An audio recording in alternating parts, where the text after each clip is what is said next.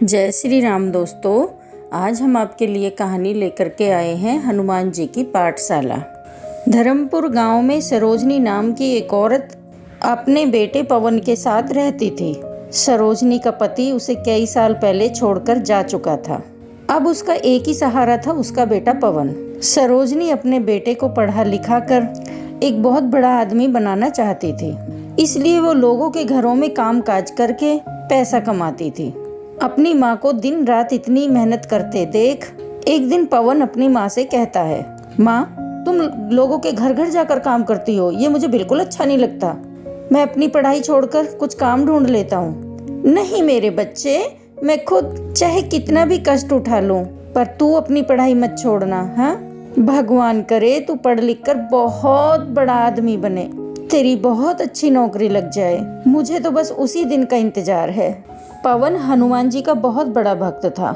वो दिन रात हनुमान जी की पूजा करता रहता था। एक दिन वो हनुमान जी के मंदिर में बैठकर प्रार्थना कर रहा होता है तो वह हाथ जोड़कर कहता है, बजरंगबली जी, माँ तो मेरी कोई बात नहीं सुनती। मैंने उनको कितना कहा कि अब तुम काम करना बंद कर दो, पर वो मेरी बात मानने को तैयार ही नहीं। अब आप ही बताओ मैं क्या करूं? पवन को पूरा विश्वास था कि बजरंगबली उसकी माँ को समझा देंगे। ऐसे ही समय बीतता गया और पवन ने भी अपनी ग्रेजुएशन की पढ़ाई पूरी कर ली। फिर वह नौकरी की तलाश में लग गया। वह सुबह उठकर हनुमान जी के मंदिर में जाकर पूजा पाठ करता, उसके बाद नौकरी की तलाश में निकल जाता। लेकिन सारा दिन भटकने के बाद भी उसे कहीं नौकरी नहीं मिलती। फिर वह निराश होकर घर वापस लौट आता। एक दिन उसे उदास देखकर सरोजनी ने कहा, पवन बेटा, तू इतना उदास क्यों है? आज नहीं तो कल तुम्हें नौकरी जरूर मिलेगी। माँ, मैं कुछ दिन नौकरी की तलाश और करूँगा, लेकिन अगर फिर भी कहीं मुझे नौकरी नहीं मिली तो फिर मैं मेहनत मजदूरी ही कर लूँगा। नहीं बेटा, मैंने तुझे मजदूरी करने के लिए ही थोड़ा इतना पढ़ाया लिखाया है। तू कोशिश करता रहे, एक दिन सब ठीक हो जाएगा। अगले दिन सवेरे उठकर पवन जल्दी उठकर फिर नौकरी की तलाश में निकल पड़ा। अपने घर से कुछ दूर चलने के बाद ही उसे अपने पुराने मास्टर जी मिल जाते हैं। नमस्कार मास्टर जी, कैसे हैं आप? मैं बिल्कुल ठीक हूँ पवन, तुम बताओ तुम कैसे हो? अच्छा, वैसे तुम कहीं जा रहे हो? मैं तो तुम्हारे घर ही आ रहा था। हाँ मास्टर जी, मैं नौकरी की तलाश में निकला हूँ। खैर आप बताइए, आपने कहा आप मेरे घर ही आ रहे थे, कुछ काम था क्या? हाँ बेटा, पास के ही अयोध्या गाँव में एक मास्टर जी पढ़ाते थे, लेकिन अब वो रिटायर हो चुके हैं। उनकी जगह पर कोई नए मास्टर जी आने वाले थे, लेकिन वो आ नहीं पाए। अगर तुम एक हफ्ते तक उस स्कूल के बच्चों को पढ़ा सको तो मैं प्रिंसिपल से कहकर तुम्हारी नौकरी परमानेंट करवा सकता हूँ। तुम्हारी माँ की हालत देखकर मुझे तुम्हारा ख्याल आया और मैंने तुमसे बिना पूछे ही तुम्हारी बात प्रिंसिपल से कर ली है। अब तुम मेरी जुबान का मान रखो और अच्छे से तुम स्कूल में जाकर बच्चों को पढ़ाना शुरू करो। ये सुनकर तो पवन बहुत खुश होता है।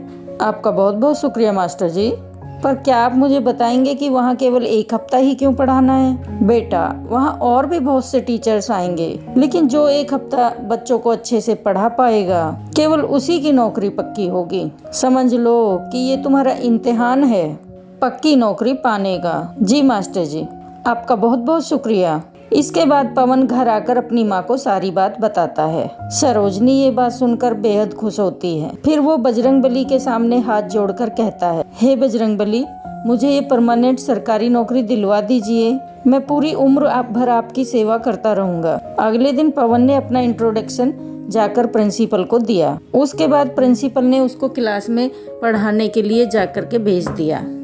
क्लास में पहुँचते ही सभी बच्चे पवन मास्टर जी से कहते हैं, गुड मॉर्निंग टीचर। लेकिन तभी वो कहता है, बच्चों, गुड मॉर्निंग नहीं, राम राम कहा करो, इससे भगवान राम तुम्हारे सारे काम बना देंगे। बच्चों को नए मास्टर जी बहुत अच्छे लगते हैं। वो सारा दिन बच्चों को रामायण सुनाते रहते हैं और उनको सारी चौपाइयाँ याद करवा देते। ऐसे ही एक हफ्ता बीत गया और फिर प्रिंसिपल क्लास में आते हैं। तभी सब बच्चे राम राम कहकर उनको वेलकम करते हैं। उसके बाद प्रिंसिपल उनसे पूछते हैं, बच्चों, तुम्हें मास्टर जी ने क्या क्या सिखाया, कुछ बताओ।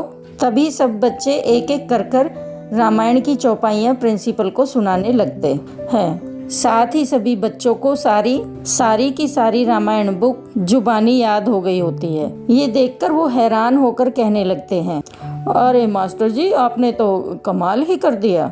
इतना तो हम कई सालों तक नहीं सिखा पाते जितना आपने एक हफ्ते में सिखा दिया। आपकी नौकरी पक्की हुई। आपका ऑफर लेटर मैं मास्टर जी के हाथ भिजवा दूंगा। आप अपना सामान लेकर आ जाना।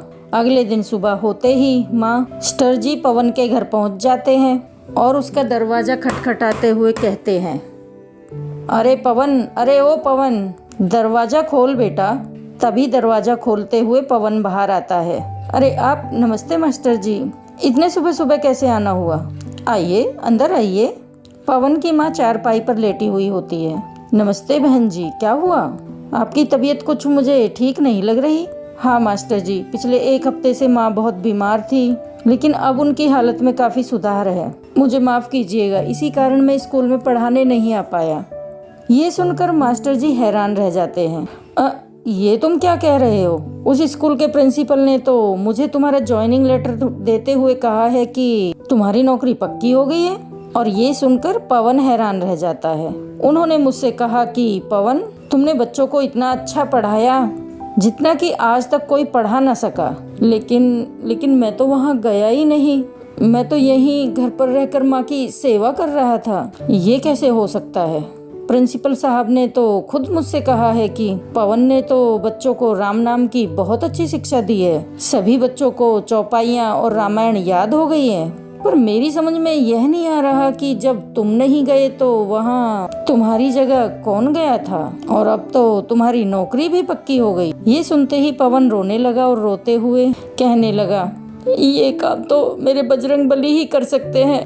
राम नाम की शिक्षा वही दे सकते हैं। और अपने भक्त को जब मुसीबत में पड़े देखा तो उसकी सहायता के लिए वे स्वयं ही आ गए। ये कहकर वो हनुमान जी की मूर्ति के सामने रोने लगता है। तभी सरोजनी उससे कहती है, मेरे बच्चे, हनुमान जी ने तेरी सारी परेशानी दूर कर दी। उन्होंने तुझे तेरी मेहनत का फल दे दिया मेरे बच्चे। मास्टर जी ये सब देखकर हैरान रह गए और वो पवन से कहने लगे, पवन बेटा, बजरंगबली स्वयं तेरी सहायता के लिए दौड़े दौड़े चले आए। उनकी तुझ पर बहुत कृपा है। अब तू उनका नाम लेकर कल से नौकरी पर लग जा। अगले दिन सुबह सुबह पवन मंदिर गया और हनुमान जी का जप करने लगा। उसके बाद वो स्कूल जाकर अच्छे से बच्चों को पढ़ाने लगा। इसके बाद वो हर रोज स्कूल जाने से पहले और आने के बाद हनुमान जी के मंदिर जरूर जाता और वहाँ बैठकर ध्यान लगाता। इसके बाद उनके अच्छे दिन आ गए। फिर सरोजनी ने भी काम छोड़ दिया। अब उन्हें किसी चीज की कोई कमी ना थी। सरोजनी और पवन अच्छे से अपनी जिंदगी व्यतीत करने लगे।